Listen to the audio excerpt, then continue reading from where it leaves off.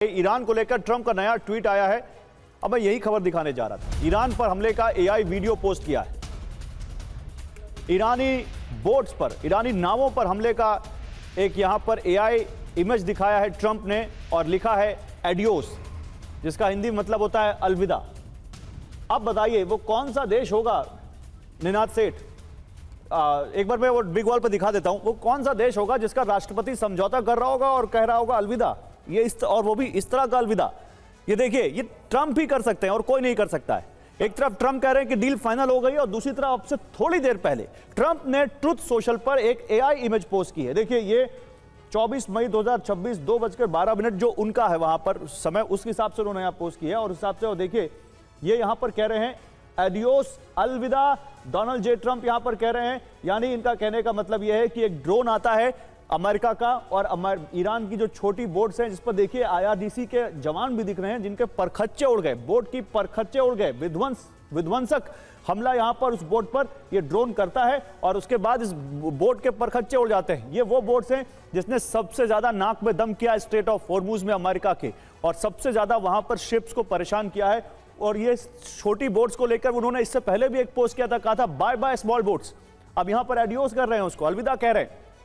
निनाद सेठ, मेरा सवाल यही है, ये कौन सी डिप्लोमेसी है, ये कौन सी पॉलिटिक्स है, जिसमें एक तरफ आप कह रहे हैं कि भाई हमारी डील होने वाली है, हम अगर किसी के साथ कोई समझौता कर रहे हैं तो हम वहां पर एक माहौल बनाने की कोशिश करते हैं, हम वहां पर एक पॉजिटिव माहौल बनाने की कोशिश करते हैं, एक एम्बियंस देते हैं सामने वाले को एक वाइब देते हैं कि हाँ ठीक है, आगे से हम लोग एक कॉमन ग्राउंड पर आएंगे।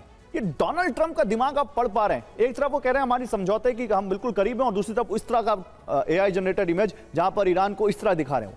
देखिए, मेरे को नहीं लगता कि डोनाल्ड ट्रंप कुछ भी गलत कर रहे हैं। वो अपने उनके जो वोटर्स हैं उनको ये मैसेज दे रहे हैं और ईरान को भी दे रहे हैं। बहुत ज़रूरी ये इमेज, जो अचानक हवा में से ये इमेज नहीं पकड़ी है। हाँ। देखिए, वॉर में दो तरह की चीज़ें होती हैं। एक होता है एरिया डिनायल, कि हम आपको अपने एरिया में नहीं आने देंगे, और दूसरा होता है सी कंट्रोल, कि हम पूरे सी को, हमारे पास अर्माडा है, हमारे पास एयरक्राफ्ट कैरियर है, हम सी कंट्रोल करेंगे। ये जो लड़ाई हुई है ईरान में, सी कंट्रोल और एरिया डिनायल के बीच की लड़ाई है। और उस संदर्भ में अगर आप देखें तो डोनाल्ड ट्रंप एक वार्निंग भेज रहे हैं कि अगर आप हमारी बात हॉर्मुज पे नहीं मानते हैं तो हम आपकी बोट्स हटा के हॉर्मुज का कंट्रोल खुद करेंगे। हॉर्मुज तो कभी मुद्दा था ही नहीं, हॉर्मुज को तो ईरान ने मुद्दा बनाया।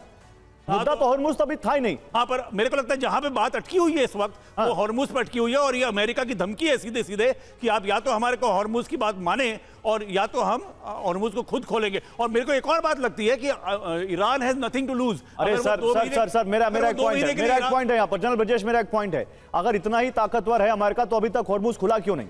इतने दिनों से अमेरिका वहां पे नाकेबंदी करके बैठा है, 3-3 वॉर एयरक्राफ्ट कैरियर लाके बैठे हुए हैं। आप ये जो एआई जनरेटेड इमेज कभी डालते हो, कभी खुद को सीक्रेट सर्विस का एजेंट दिखाते हो, कभी अपने आप को दुनिया का सबसे पावरफुल बताते हो। ये तो सच्चाई है ना कि स्ट्रेट ऑफ हॉर्मुज पर ईरान का कंट्रोल है और इन्हीं छोटी बोट से ईरान ने कंट्रोल कर रखा है और अमेरिका उसका सोल्यूशन नहीं ला पाया है। एआई इमेज कुछ अलग है लेकिन रियलिटी अलग है। देखिए, हॉर्मुज ईरान के लिए ट्रंप का बादशाह इक्का बन चुका है, और वो भी इत्तेफाक से हुआ है, मैंने सोचा नहीं था। बात सही है, इस जल समूह के अंदर इतने तरह के माइंस डाल के गए हुए हैं, और जो भी उनके पास में बचे खुचे हथियार हैं अच्छी तरह कवर कर रहे हैं। और जो कितनी भी एश्योरेंस अमेरिकन नेवी दे दे, मगर जो कमर्शियल शिप्स होते हैं, जो टैंकर्स होते हैं, जो ऑयल, जो गैस कैरियर्स होते हैं, वो साइज में बहुत बड़े होते हैं। उनको इस रास्ते से निकलना जहां माइंस का अंदेशा हो, बड़ा डर लगता है। उसके अलावा जो जितने इंश्योरेंस कंपनीज हैं, इनको इंश्योरेंस से कवर नहीं करती इस लड़ाई के माहौल में। तो ये कहना तो आसान है कि ये खाली है, हम करा लेंगे, मगर प्रैक्टिकल डिफिकल्ट नहीं। और सर, इतने दिन में करा नहीं पाए तो इसका भी तो कोई मैसेज है ना वर्ल्ड में। इतने दिनों से आप देखिए, कल परसों ईरान का क्या स्टेटमेंट था कि 24 शिप निकले हैं स्ट्रेट ऑफ हॉर्मुज से टोल देकर। तो ईरान वहां पर लोगों को जाने की गारंटी दे रहा है, टोल देकर वहां पर सिक्योरिटी की गारंटी दे रहा है, और अमेरिका नाकेबंदी के बावजूद स्ट्रेट ऑफ हॉर्मुज नहीं खुलवा पा रहा है। ये इमेज एआई की उन्होंने डाल दी एडियोस, लेकिन वो निनाद सेठ जमीन पर नहीं दिख रहा है। जल्दी बताइए, फिर एक बड़ी खबर आ रही है वेस्ट एशिया से मेरे पास। और सिर्फ 2 लाइन में कहूंगा, Iran can sit back and relax. अगर वो 2 महीने के लिए खोल भी देती है तो उसका कोई परमानेंट कंट्रोल खत्म नहीं होता है। इसीलिए नेगोशिएशन में मुझे लगता है कि एक अच्छी पॉसिबिलिटी है कि 2 महीने के लिए ईरान खोल दे और उसकी कंट्रोल कहीं नहीं जा रही है। पर उसको टाइम मिलता है। तो मुझको लगता है कि ये अभी जो नेगोशिएशन चल रहे हैं उसमें एक निष्कर्ष निकल सकता है। ठीक है।